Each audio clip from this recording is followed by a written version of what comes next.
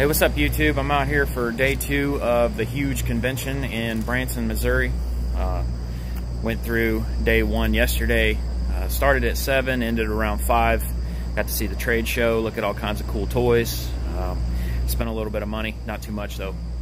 Picked me up the new sledge sucker and some spray bars for my water-fed poles.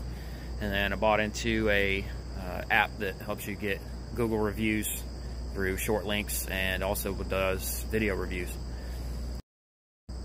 Some of the takeaways that I'm getting from this is you have several different classes that are going on at the same time. They'll break out into 3, so you can kind of pick and choose and vary your route through the educational process in these events based off of what you need to know. You know, like if you want to take a class on marketing and social media and then package pricing, like you can weave your way through and go to just those classes if you want to.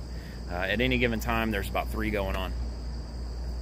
So I've heard a couple of people make comments about the pricing of these conventions and whether or not they're actually worth it.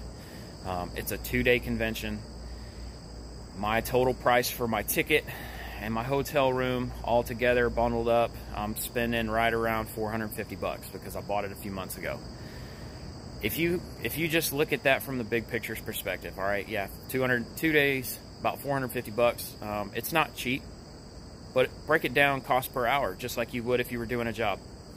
If you were going to work for somebody for 4.5 to 5 hours, how much would you charge them? All right, let's say you charge $100 an hour. That right then and there should justify the cost over 2 days of being in an environment where you not only have about 20 of the biggest names in the industry doing classes, giving you information on certain things, and you can Q&A it, you can ask whatever you want, and they will pretty much lay out within certain means, they will lay out the ground terms and give you the information. Everybody's a businessman here, so you got to keep that in mind.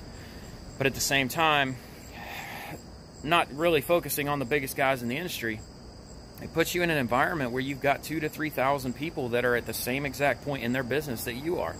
So you can walk around and you can talk to these people, you sit at tables with them, and you can say, hey, here's what I've got going on, here's how many jobs I'm doing, commonly having this issue. And there's 5 other people at the table that are having the exact same issue that you are. And they've already somewhat started figuring it out, or you've got one guy that's like, man, I just fixed that like last month, here's how you do it. So the information pool that you are in is gold. And if you don't utilize that, then it's not going to make much sense to come here.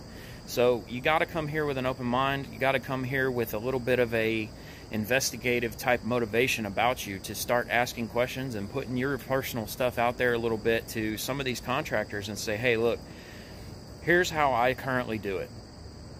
I'm having issues getting Google reviews, or I'm having issues with my social media, or I'm having issues with just maintaining my equipment. Like I cannot seem to do oil changes on time. I can't seem to just purchase the right hoses. Like, what am I doing wrong? And there's people here that have already conquered that.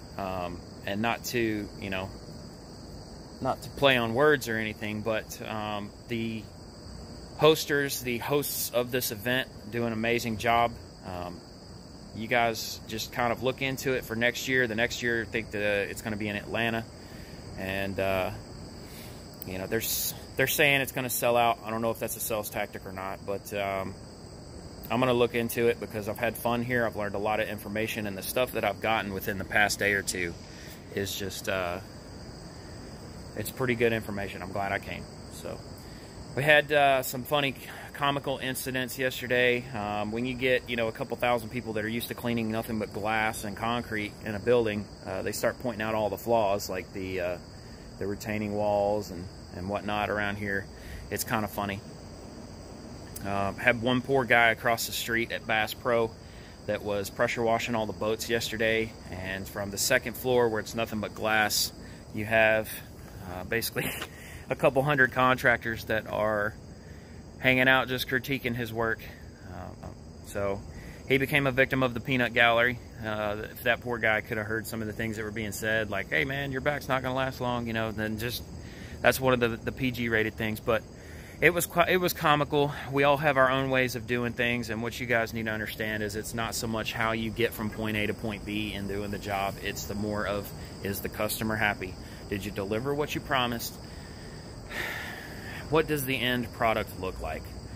Is it clean? Those are the questions that need to be asked. Everybody has their own way about going point A to point B. If we didn't have that, we would have written books on precisely how to go from point A to point B, and you'd have to follow that. So stop focusing on what other people are doing and their methods, and start focusing on what is the end product. Did you deliver what you promised, and what does it look like? So take that, a little grain of salt. You guys think about your convention next year, and think about the other industry trade shows that are a little bit smaller in various areas of the country. If you have any questions, hit me up in the comment, like, subscribe.